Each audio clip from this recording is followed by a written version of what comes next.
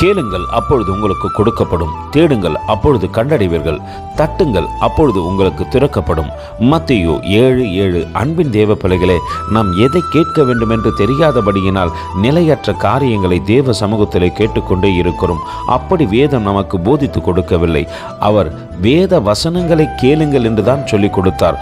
நாம் வேத வசனத்தை கேட்போமானால் தெளிவுள்ளவர்களாய் மாறிவிடுவோம். தேவனுக்கு பிரியமாய் நடக்க செயல்படுவோம். தேடுங்கள், அப்பொழுது கண்டடைவீர்கள். வேதத்திலே நம்மீது தேவன் வைத்திருக்கிற தரிசனத்தை தேடுங்கள் என்று வேதம் நமக்கு கற்றுக் கொடுக்கிறது. அதை நீங்கள் புரிந்து கொள்ளும் பொழுது தேவனை இருதயத்தின் கதவுகளை தட்ட ஆரம்பித்து விடுவீர்கள்.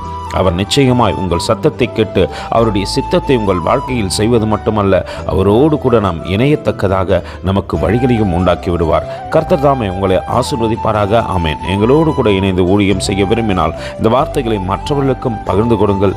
இது